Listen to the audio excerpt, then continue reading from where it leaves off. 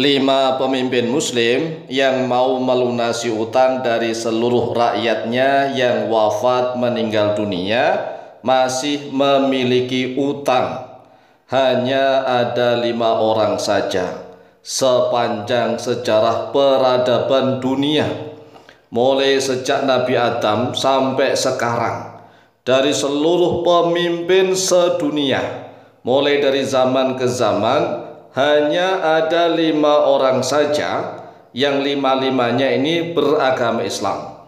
5-limanya adalah pemimpin muslim yang mau melunasi utang-utang dari seluruh rakyatnya yang ketika wafat meninggal dunia masih punya utang.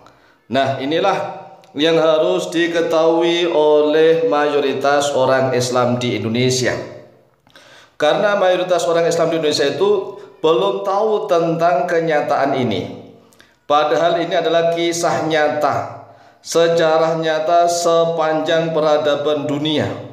Hanya ada 5 orang pemimpin yang mau melunasi utang-utang dari seluruh rakyatnya, yang ketika wafat meninggal dunia masih punya utang. Yaitu yang pertama adalah Nabi Muhammad SAW. Kemudian yang kedua adalah Khalifah Abu Bakar As-Siddiq radhiyallahu anhu. Yang ketiga adalah Khalifah Umar bin Khattab radhiyallahu anhu. Yang keempat adalah Khalifah Utsman bin Affan radhiyallahu anhu. Kemudian yang kelima adalah Khalifah Ali bin Abi Thalib radhiyallahu anhu. Sepanjang sejarah peradaban dunia, hanya ada 5 orang ini saja tatkala menjadi pemimpin mau bertanggung jawab melunasi utang-utang dari rakyatnya.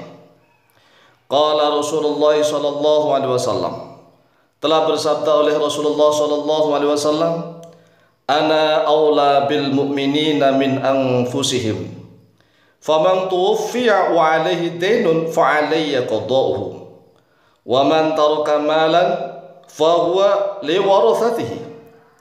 Rasulullah sallallahu alaihi wasallam bersabda begini, ana aula bil mu'minina min anfusihim, saya ini lebih utama kepada orang-orang mukmin daripada diri mereka sendiri. Faman tufiya wa alaihi dainun, lalu siapa saja nih yang diwafatkan, yang wafat meninggal dunia, wa alaihi dainun, dan dia memiliki hutang, dia wafat meninggal dunia memiliki utang, fa alayya qada'uhu, maka wajib atas saya qada'uhu, melunasi utang-utangnya. Wa man taraka malan, dan barang siapa yang wafat meninggal dunia meninggalkan harta benda, fahuwa li warathatihi, maka harta bendanya itu untuk ahli warisnya. Ini adalah hadis sahih riwayat Imam Muslim. Akhrajahu Muslimun, akhraja telah meriwayatkan pada hadis Muslimun oleh Imam Muslim nomor hadis 1619. Jadi jelas bahwa pemerintahan menurut sistem Islam, yaitu seorang pemimpin menanggung dan melunasi utang dari rakyatnya. Ini sudah dicontohkan oleh Nabi Muhammad SAW. Siapa saja rakyatnya yang beriman ketika wafat meninggal dunia memiliki utang, maka pemimpin itulah yang berkewajiban melunasi utang rakyatnya. Dan kalau rakyatnya wafat meninggalkan harta, hartanya untuk ahli warisnya. Inilah contoh teladan pemimpin. Tetapi sayang, sungguh sayang di Indonesia ini, Masya Allah, jangankan kok mau melunasi utang rakyatnya, nah utang negara saja mau digeruk terus, utang negara ditambah terus hanya untuk memperkaya diri mereka. Tetapi sungguh aneh lagi, tatkala ada seorang kiai ulama ikut campur membahas politik kebangsaan dan kenegaraan, politik bangsa dan negara, mayoritas umat Islam Indonesia kepanasan. Kepanasan mereka lebih suka, lebih ridho, lebih ikhlas kalau negara dan bangsa ini dikuasai oleh para preman, para bajingan. Mereka lebih ikhlas. Yang penting mereka suka, cinta. Itulah namanya berpolitik menggunakan hawa nafsu. Nah, kalau politiknya para kiai, para ulama yang benar-benar al-arif billah, yang benar-benar ingin melaksanakan ilmunya sesuai dengan tuntunan Nabi Muhammad SAW, dia akan berusaha semaksimal mungkin hidup sederhana apa adanya.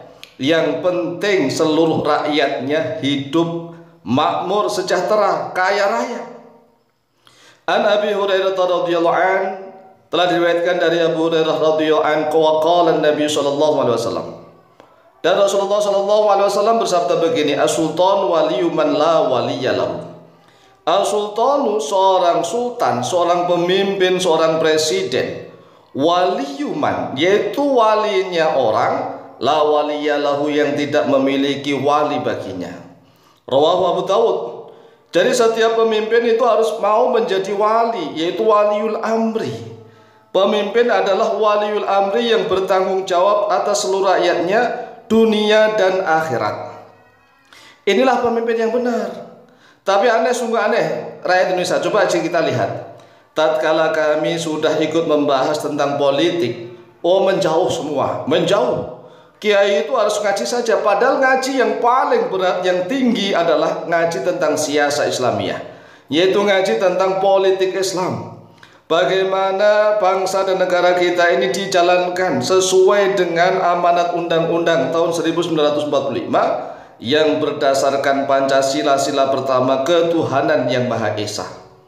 Inilah tujuan politik kita, sehingga seluruh rakyat Indonesia bisa hidup adil, makmur, sejahtera.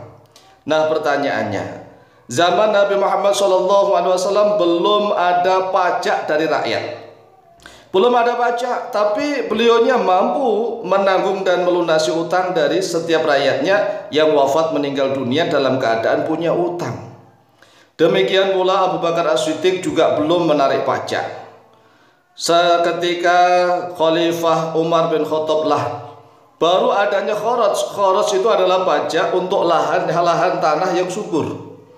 Tetapi beliau-beliau ini benar-benar takwa kepada Allah, orang-orang yang bertakwa, sehingga seluruh rakyatnya hidupnya mudah dimudahkan oleh Allah, sejahtera di mana-mana. Umat Islam ketika itu jaya, bahkan mampu menundukkan dua negara adikuasa ketika itu. Dua negara adikuasa tunduk, yaitu yang pertama adalah Romawi yang ada di Eropa. Romawi tunduk, hampir seluruh Eropa tunduk. Kemudian yang kedua adalah Persia. Persia yang ada di Iran, hampir seluruh Asia juga tunduk kepada kekuatan Islam. Inilah politik yang akan kita jalankan. Bagaimana rakyat ini menjadi adil, makmur dan sejahtera, menjadi hamba-hamba Allah yang bertakwa kepada Allah Azza wa Jalla. Amin Allahumma amin.